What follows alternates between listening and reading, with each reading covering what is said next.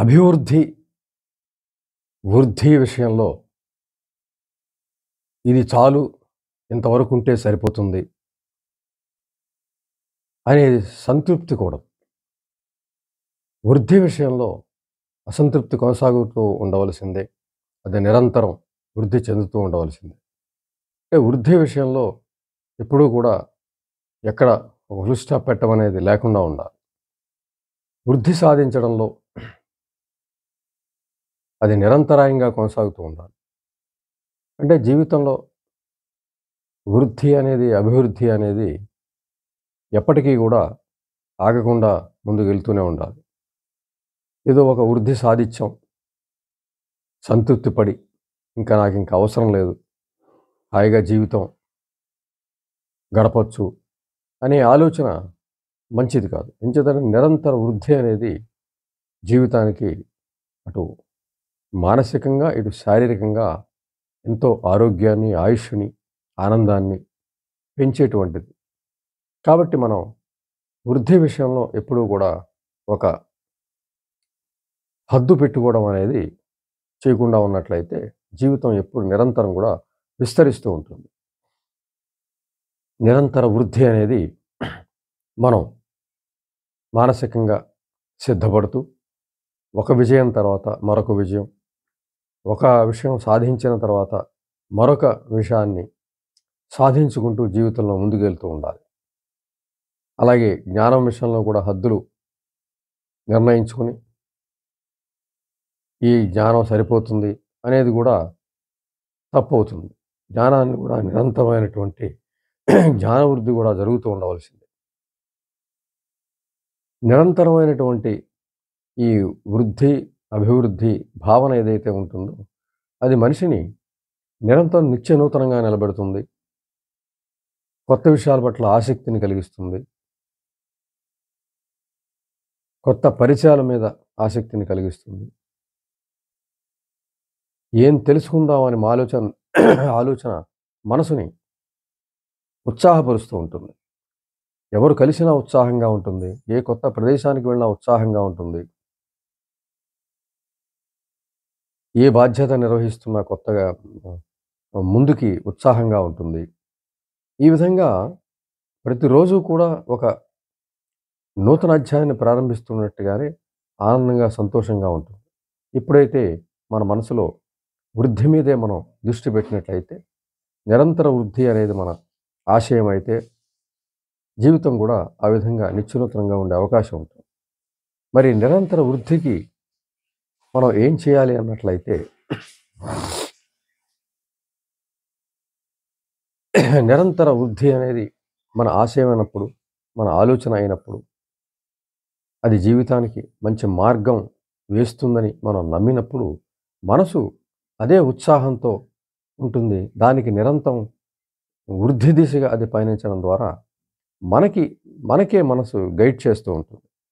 ఆ నిరంతర వృద్ధిలో భాగం ఒక దినపత్రిక చదవడం అవ్వచ్చు.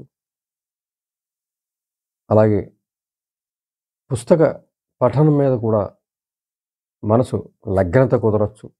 ఇంకా అనేక పుస్తకాలు చదువుతూ ఉండొచ్చు. అలాగే అనేక మంది మనుషుల్ని కలుస్తుండడం ద్వారా ఆ ఉత్సాహం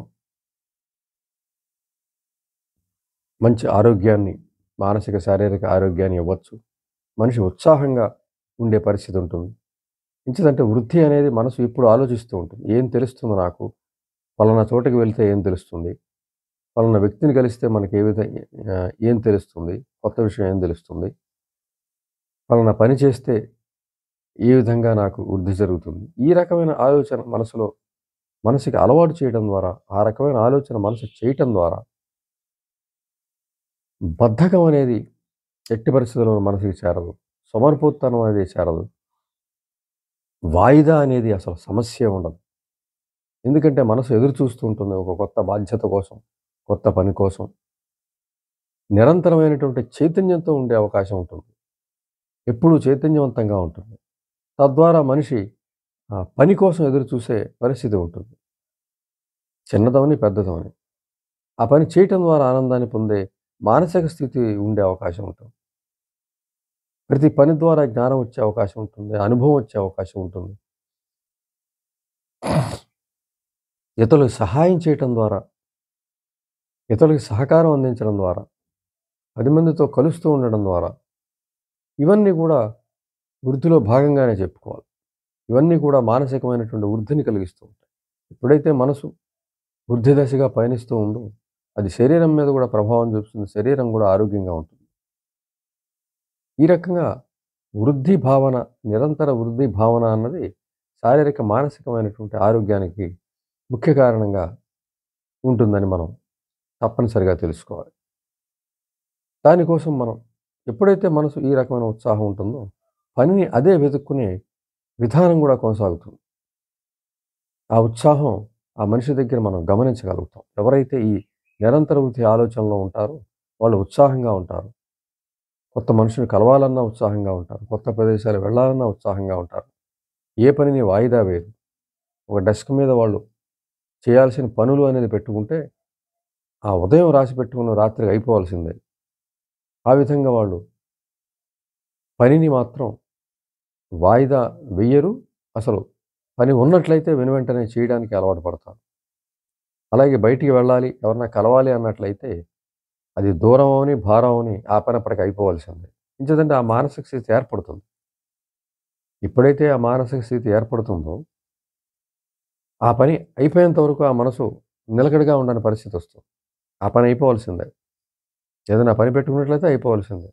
ఎంచేతంటే ఉత్సాహపూరితమైనటువంటి మనసు ఎప్పుడూ కూడా వాయిదా వేయదు. అలాగే మనుషుల మధ్య అసమానత్వాన్ని కూడా చూడదు.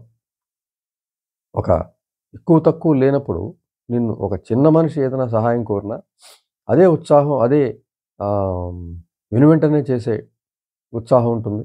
అలాగే ఒక పెద్ద, అంటే ఆర్థికంగా ఏదన్నా పెద్దవాడు అని అనుకున్నప్పుడు అదే ప్రాముఖ్యతతో ఆ పని చేయడం జరుగుతుంది. అంటే నిరంతర వృద్ధి అనేది మనకి ఒక సమానత్వాన్ని కూడా కలిగిస్తుంది. మనకి చిన్న పని, పెద్ద పని తేడా ఉండదు. చిన్న మనిషి, పెద్ద మనిషి అనే తేడా ఉండదు. ఎవరైనా మన ముందు సమానంగానే ఉంటారు. ఆ రకమైన మానసిక స్థాయికి మనం వెళ్ళడం జరుగుతుంది. ఎంచేతంటే నిరంతరమైనటువంటి జ్ఞాన వృద్ధిలో మనం ప్రయత్నం చేస్తున్నాం. నిరంతర వృద్ధి అనేది మనం ఆహ్, ముఖ్యమైనటువంటి లక్ష్యంగా ఉంది అన్నట్లయితే, ఈ నిరంతర వృద్ధితో ఒక జ్ఞాన స్థాయి పెరుగుతూ, పెరుగుతూ, పెరుగుతూ విశ్వమే నాది అనుకునే దశకి వెళ్ళడం జరుగుతుంది. జ్ఞానం కొంతవరకు నువ్వు ఈ జ్ఞానం చాలు నాకంటే స్వార్థపరుడుగా మిగిలే అవకాశం ఉంది. అది నీ ఆర్థిక వృద్ధికి, లేదంటే నీ వస్తు వృద్ధికి, నీ ఆస్తుల వృద్ధికి ఉపయోగపడే ఒక స్వార్థమైన స్థితికి ఆగిపోతే, అక్కడి నుంచి ఒక స్వార్థమైన పూరిత మనిషిగా నువ్వు ఉండే అవకాశం ఉంటుంది. ఆ జ్ఞాన స్థాయి నువ్వు ఇంకా ప్రయత్నం చేస్తూ ఉన్నట్లయితే, ఇంకా జ్ఞానం వృద్ధి పొందుతున్నట్లయితే, అందరూ నా వాళ్ళనే భావం కలుగుతుంది.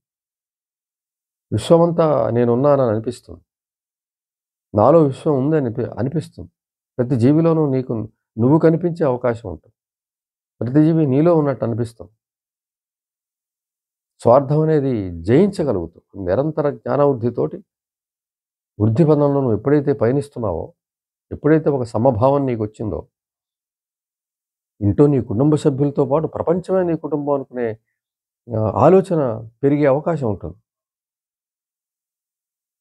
అందరూ నా వాళ్ళే అనుకునే అవకాశం ఉంటుంది. అందరినీ ప్రేమించగల స్థాయికి ఎదిగే అవకాశం ఉంటుంది. నిరంతరమైనటువంటి జ్ఞానవృద్ధితో. ఆ స్థాయికి చేరినప్పుడు ఒక విశ్వమానవుడిగా నువ్వు అవతరించే అవకాశం ఉంటుంది. అందరి పట్ల సమమైనటువంటి భావన ఏర్పడుతుంది. అందరినీ ప్రేమించే స్థితికి వస్తావు. ఏ జీవరాశి అయినా కూడా మానవుడితో సహా నీకంతా సమానంగా చూసే దృష్టి నీకు తప్పనిసరిగా వస్తుంది. అది జ్ఞానవృద్ధిలో ఉన్నటువంటి ఖచ్చితమైనటువంటి ఒక స్థితి. అందుకు ఆ స్థితికి చేరడం అనేది అదొక రకమైనటువంటి ఒక బ్రహ్మానందం అనే పరిస్థితి. అద్భుతమైన ఆనందం అనే పరిస్థితి. అటువంటి ఆనందానికి మనకి చేర్చే అవకాశం ఈ నిరంతర జ్ఞానవృద్ధిలో ఉంది. కాబట్టి మనం నిరంతరమైనటువంటి వృద్ధిలో మనం ప్రయత్నిస్తూ ఉన్నట్లయితే తప్పనిసరిగా అది నిజమైనటువంటి ఆనందానికి, నిజమైనటువంటి సంతోషానికి దారితీసే అవకాశం తప్పనిసరిగా ఉంది. కాబట్టి నిరంతరమైన వృద్ధి మనము మానసికంగా, మనసుకి ప్రతిరోజు చెబుతూ చెబుతుండడం ద్వారా, నిరంతర వృద్ధి కోసం మనం ప్రయత్నిస్తూ ఉండడం ద్వారా మన జీవితం విస్తరిస్తూ ఉంటుంది. నెగెటివ్ మైండ్ ఏదైతే ఉంటుందో అది మన నుంచి తొలగిపోయే అవకాశం ఉంటుంది. నిరంతరమైనటువంటి ఆనందం కలిగే అవకాశం ఉంటుంది.